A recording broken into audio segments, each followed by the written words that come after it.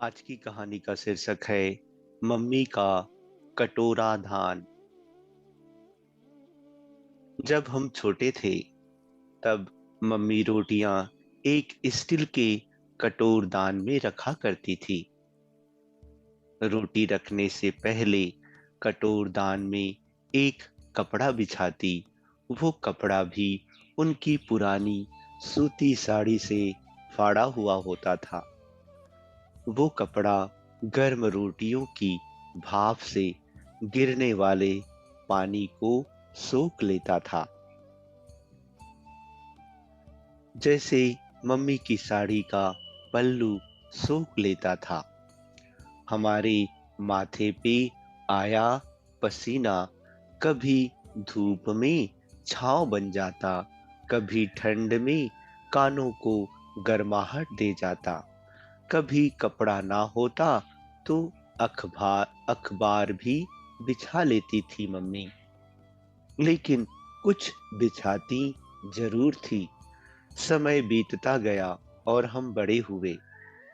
एक बार दीपावली पर हम मम्मी के साथ बाजार गए तो बर्तनों की दुकान पर देखा केसरोल चमचमाते लाल रंग का, बाहर से प्लास्टिक और अंदर से स्टील का था।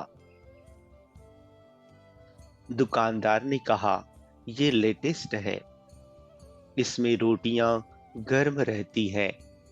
हम तो मम्मी के पीछे ही पड़ गए।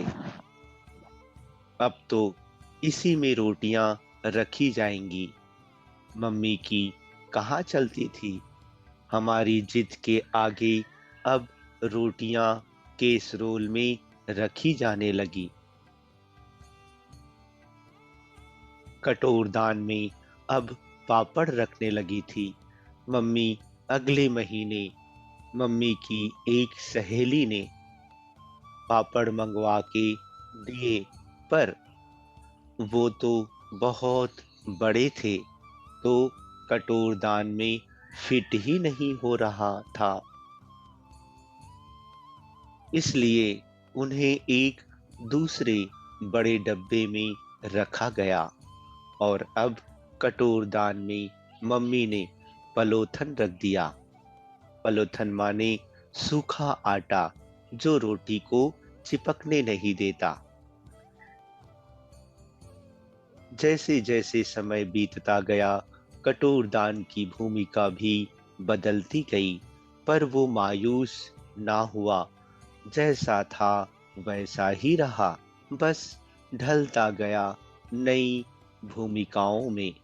कुछ और समय बीता, मेरी शादी हो गई और मैं एक नए शहर में आ गई।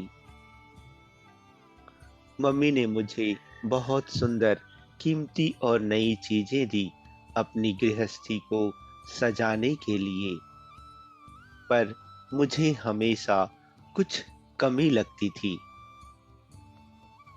एक बार जब गर्मी की छुट्टियों में मम्मी से मिलने गई तो मम्मी ने मुझे एक कैसरोल का सेट दिया। मैंने कहा, मुझे ये नहीं, वो कटोर दान चाहिए। मम्मी हंस दी। उसका क्या करेगी? ये ले ये लेके जा, लेटेस्ट है। मैंने कहा, हाँ ठीक है, पर वो भी। मम्मी मुस्कुरा दी और पलोथन निकालकर कटोर दान धोने लगी। उसे अपनी साड़ी के पल्लू से सुखाया और उसमें लड्डू रखकर मेरे बैग में रख दिए। अब खुश? मैंने कहा, हाँ। मैं उस कटोर दान को बहुत काम में लेती हूँ। सच कहूँ तो अकेलापन कुछ कम हुआ। कभी बेसन के लड्डू भर के रखती हूँ, कभी शक्कर पारे, कभी उसमें ढोकला बनाती हूँ, कभी सूजी का हलवा भी जमाती हूँ, कभी कभी पापड़ भी रखती हूँ। एक दिन बच्चों की जिद पे उसी में केक भी बना डाला।